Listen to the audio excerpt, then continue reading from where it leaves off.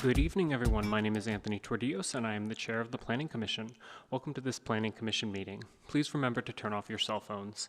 The parking validation machine for the garage under City Hall is located at the rear of the chambers. Following roll call during the summary of hearing procedures, we will review how the public may provide comment during today's session. At this time, if you're able, please join me in rising for the Pledge of Allegiance.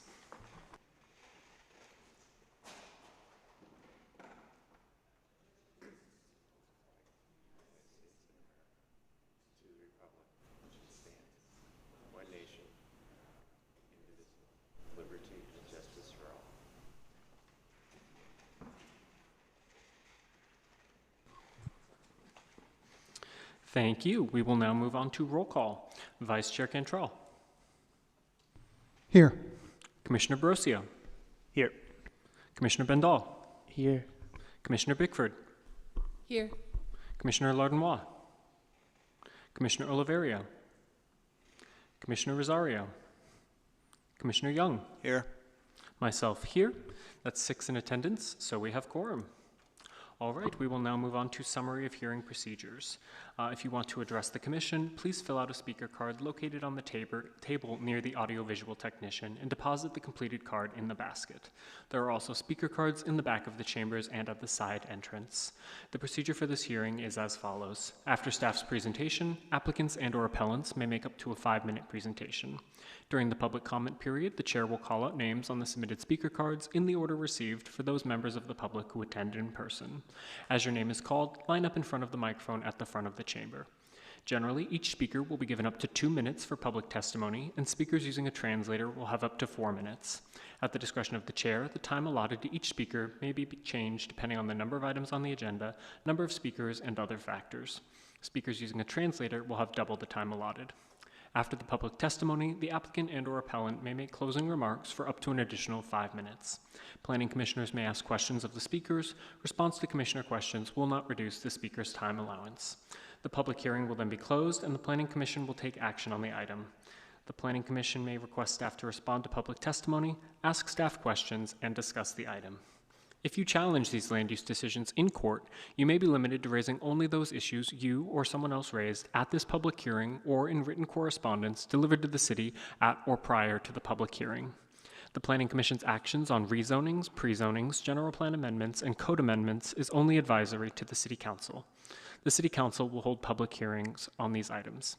Section 20.120.400 of the Municipal Code provides the procedures for legal protests to the City Council on rezonings and pre-zonings. The Planning Commission's action on conditional use permits is appealable to the City Council in accordance with Section 20.100.220 of the Municipal Code. Agendas and all staff reports for this meeting may be accessed on the city's website.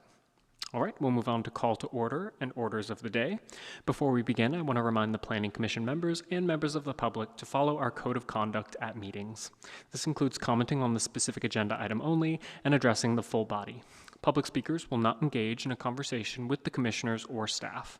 All members of the Planning Commission, staff, and the public are expected to refrain from abusive language.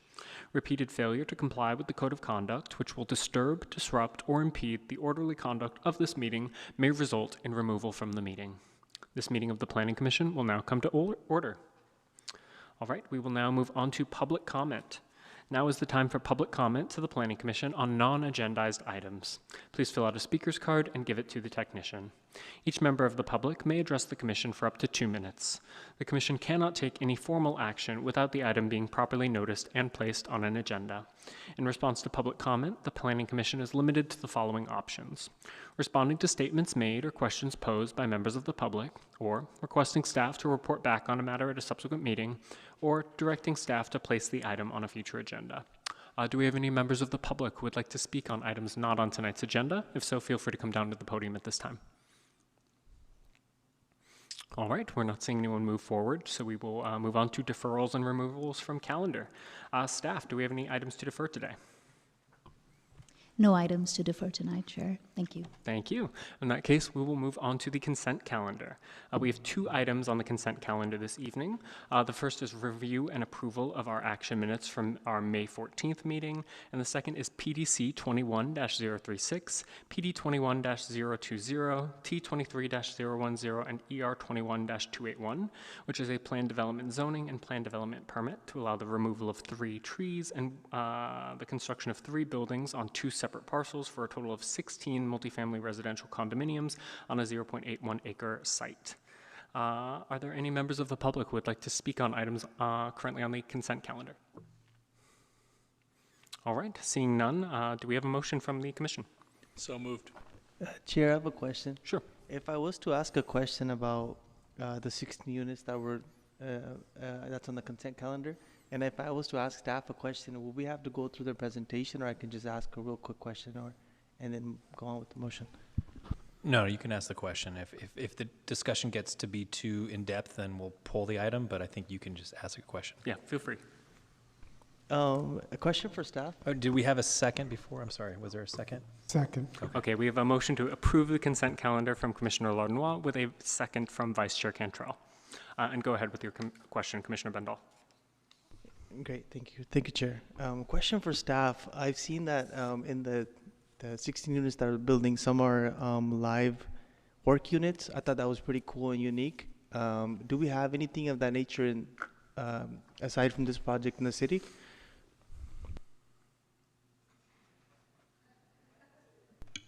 Hi, Martina Davis, Division Manager, Citywide Planning. Yeah, we do have some examples of live work. The thing with live work is it's a flexible thing, so they could either live or work, and I'll say that more often than not, we see them used as entirely living. But I'll give you an example. There is one on the Alameda near where the drugstore used to be. I apologize, I don't have the exact intersection, but if you're heading toward Santa Clara, it'll be on the right side, a little bit down from where the pharmacy used to be. And then there's another one I can think of off the top of my head on West San Carlos. There's another one on North 1st Street. I believe I remember seeing a bridal shop in there recently. I thought that was pretty cool. So we have a handful of examples that have been built over the years. And then is this something that the city recommended to the developer, or it was the developer's idea?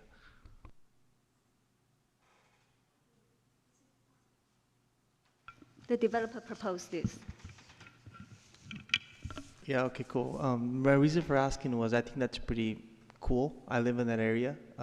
It'll be nice to see a CPA come and do business out of there, a nail salon, or, living and work is something that our city needs. So just that was the end of my question, but hip hip hooray, got my vote on it. Actually, it makes me I'm just curious. Does that mean is it zone commercial? How does that work? This is a mixed-use zoning. The proposed PD zoning district is the base zoning district is a mixed-use neighborhood, which allow both. Yeah. Thank you. Any additional questions before we move on to a vote? All right, the motion on the table is to approve the staff recommendation from Commissioner Lardnois with a second from Vice Chair Cantrell. If there's no further discussion, we will move on to a vote. Vice Chair Cantrell. Yes. Commissioner Barocio. Yes. Commissioner Bendall. Yes. Commissioner Bickford. Yes. Commissioner Lardnois. Yes. Commissioner Oliverio is absent. Commissioner Rosario is absent. Commissioner Young. Yes. Myself, yes. That's 7 yes, 0 no, and 2 absences. So the motion passes. All right, and that concludes the consent calendar. So we will move on to tonight's public hearing. We have one item on the agenda for tonight's hearing, which is PP 25-002, which is an ordinance of the City of San Jose amending various sections of Title 20 related to exemptions for conversion to residential uses from the special use permit requirement. Staff, do we have a presentation for this item? Yes, we have a brief presentation. Good evening, Chair and Commissioners. My name is Martina Davis. I am Division Manager with our Citywide Planning Group, and I'm happy to be here tonight. It's a pretty straightforward ordinance, probably on a bigger agenda. I might have put it on consent, but I'm happy to give you a short presentation, so we came here for a reason. So just a bit of brief background, what is transportation demand management? This is a term for measures that developers may put in place that are intended to shift behavior towards walking, biking, or taking transit. And they are intended to reduce the number of drive-alone trips, so reduce vehicle miles traveled, or VMT may be something you've heard of a lot through the CEQA process. So transportation demand measures are intended to reduce VMT. They may include things such as infrastructure, so a development might build bike lanes, it might build a protected crosswalk, it might relocate or build a new bus lane or bus stop, or it could include programs, so providing transit passes, a bike share passes, carpool incentives for an office, that kind of thing. Often developments include a combination of both, and I'll note one of the stronger transportation demand management measures is reducing the amount of parking that you provide. So in December 2023, some of you may remember this, the City Council adopted an ordinance that removed mandatory minimum parking requirements citywide, and it instituted a requirement for most larger new developments to prepare transportation demand management plans. As part of that, we identified that we also wanted to see transportation demand management plans for when an existing building is converted to a substantially different use. If that may not trigger a permit from planning otherwise, but a substantially different use could have very different transportation demand and patterns. So for example, if you converted a warehouse to a big box shopping center, right, it has very different transportation patterns. So we wanted to require transportation demand management measures in those cases, and in the case where it wouldn't have required another permit, we added a special use permit requirement. Fast forward to today, we are hearing very, very strong interest in converting buildings in our downtown core to housing. We have a lot of vacancies in our downtown, and we're getting some real strong interest in doing that. And those projects would actually typically otherwise not trigger a planning permit. However, now they are subject to that special use permit and transportation demand management requirement. And we heard from people who are interested in these projects, and we agree that it's a lot of permit process for it.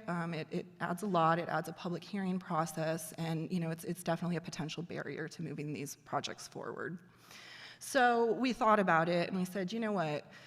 Adding housing downtown, especially in an existing building, is probably one of the lowest vehicle miles traveled types of development that you can build.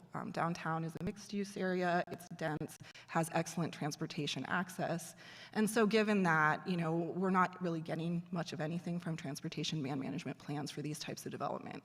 They themselves are a very actually green and low single car use themselves. So we thought, you know what? Let's remove that process and that barrier.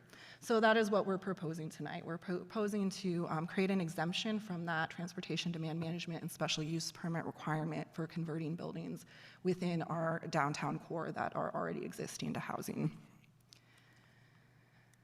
And so with that, staff recommends, and I won't read this whole thing, but staff recommends that the Planning Commission recommend that the City Council consider the determination of consistency with the Envision San Jose 2040 General Plan EIR, and recommend that the Council adopt an ordinance amending Title 20, specifically Chapter 20.80, Part 8.75, to remove that special use permit and transportation demand management requirement for the conversions within our downtown area.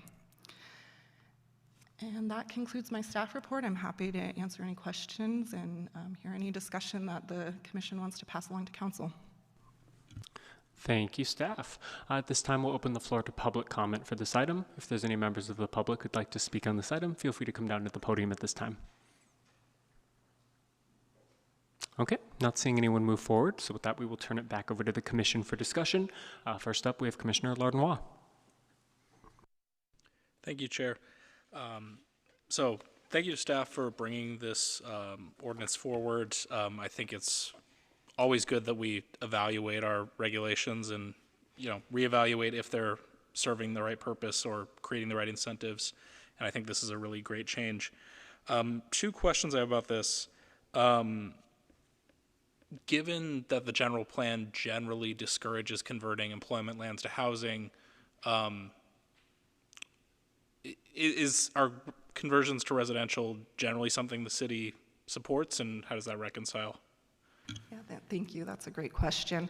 So partially the reason that we did limit this to the downtown core is because downtown is flexible with jobs and housing. So the zoning within downtown allows either to happen, which is actually why they don't otherwise trigger a planning process, because they're a permitted use in both cases.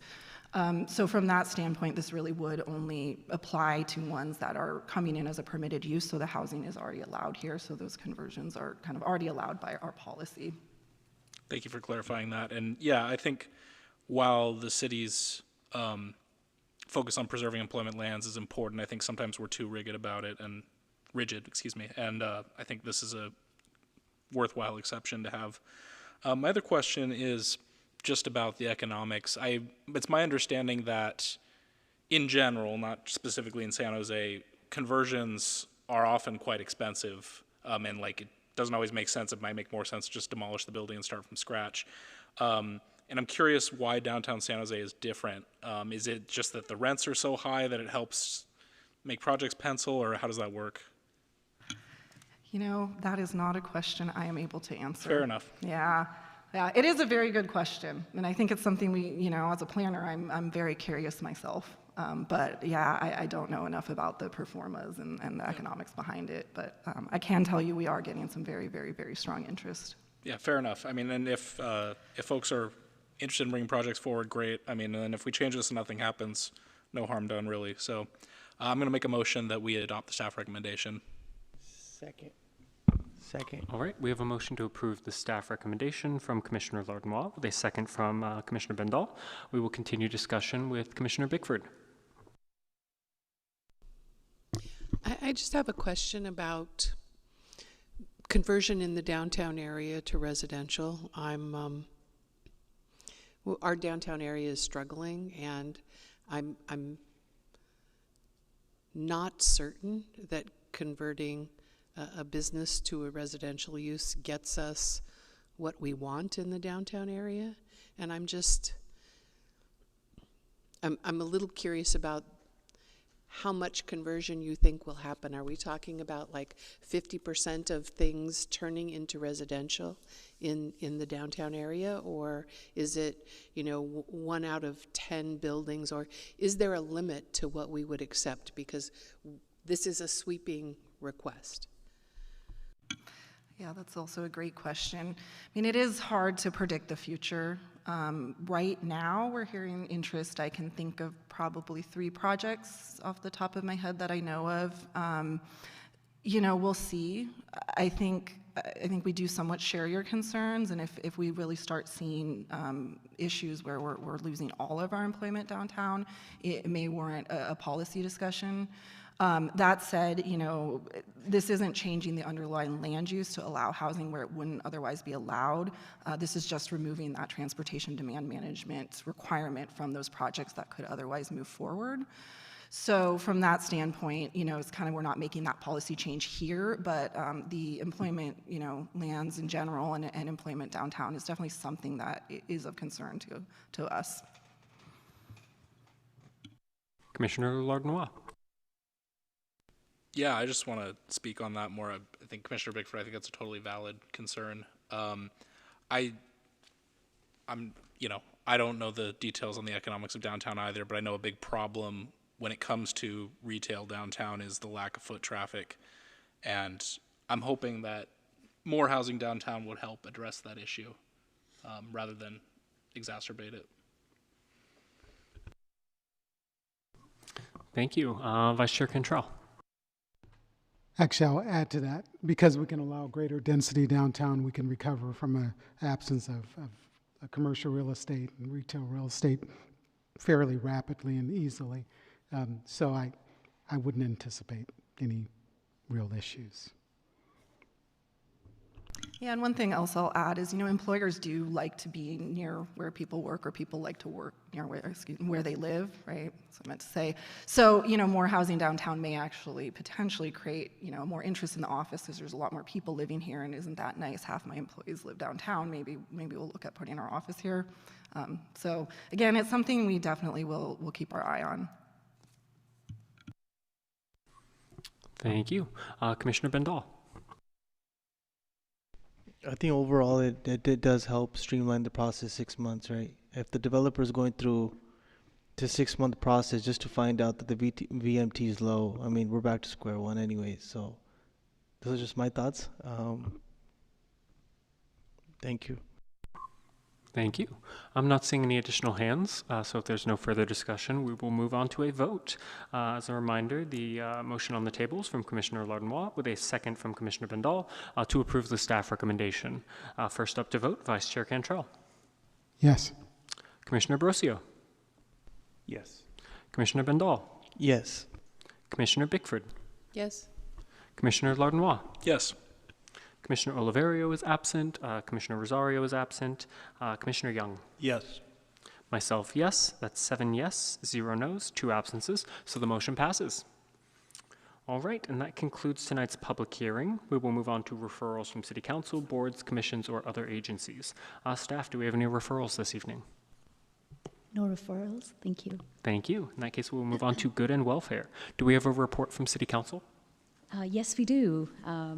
I should have introduced myself earlier. Good evening, Honorable Commissioners. Munira Sandhir, Deputy Director of Planning. On May 20th, 2025, the City Council unanimously approved development of the project site at 3315 Sierra Road to build 25 single-family units, along with the rezoning from A Agriculture to R18 PD Planned Development Zoning District. I understand that item must have come before Planning Commission prior to that. And then next week on June 3rd, the council will consider the scope of work for the 4-year review of the city's envisioned San Jose General Plan 2040, including recommendations from staff to consider the Planning Commission as the task force for that project. On June 10th, the 2 general plan amendments that were considered last meeting by the Commission would move forward for early consideration at City Council. That's all the report for City Council. Thank you. Thank you. And do we have anything on subcommittee formation, reports, and outstanding business, or commission calendar and study sessions? No further reports. Amazing. In that case, I will open the floor to any comments or questions for the public record. All right, not seeing any hands. In that case, that brings us to the end of tonight's agenda. So we are adjourning at 6:52 p.m. Thank you, everyone.